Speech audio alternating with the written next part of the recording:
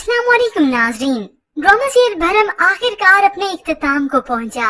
आज इस drama serial की आपने लास्ट एपिसोड देखी, जिसमें अर्जुमन बेगम आखिरकार अपनी जिंदगी से थक हार कर खुदकुशी कर लेती हैं, क्योंकि अर्जुमन बेगम को अच्छे से अंदाजा था कि वो पहाड़ जैसी ये जिंदगी अकेले नहीं काट सकती। पाशा का नाम उससे जुदा होने से वो खुद भी खुश नहीं रही। हालांकि सज्जन ने समझाया भी था कि आनी को अकेला मत छोड़ो। ये तो सालार उनके पास जब पहुंचा जब वो खत्म हो चुकी थी, और तैमूर पाशा अपनी बेटी सज्जल से माफी भी मांग लेते हैं। और उधर अर्जुमन बेगम की मौत की खबर जब इस रमशा तक पहुंची, वो तो जैसे हिल सी जाती है कि ये क्या हो गया, क्योंकि इस रमशा को भी अच्छे से अंदाजा था कि अर्जुमन बेगम बहुत मजबूत आसाब की मालिक थी। चलती थी तो ऐसे जैसे वो जमीन को रोंद रही हो। यूं अर्जुमन बेगम को सभी ने रोते हुए रुखसत किया, और रमशा जिसका आज भी गम वैसा ही है, वो तो सोच कर बैठी है कि सज्जल से वो माफी मांगेगी, और बिल आखिर वो सज्जल से रोते हुए माफी भी मांगती है, मगर सज्जल उसे माफ नहीं करती कि हमेशा की तरह अब भी इसका ढोंग ही होगा, ड्रामा ही होगा।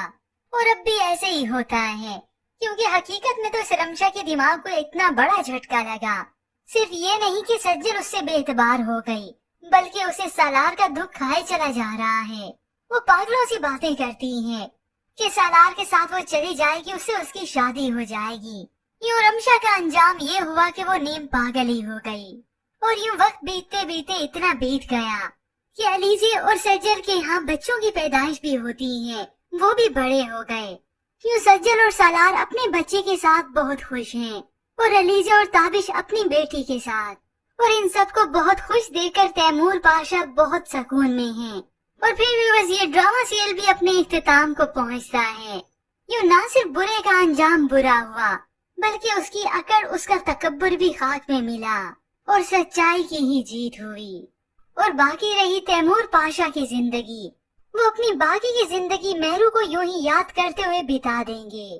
तो ऐसे में व्यूअर्स, इस ड्रामा सीरियल को कौन कौन मिस करने वाला है, इसके मुतालिक हमें अपनी कीमती राय का इजहार जरूर कीजिएगा। मजीद अपडेट देखने के लिए जियो हम डिटेल को लाइक एंड सब्सक्राइब करें।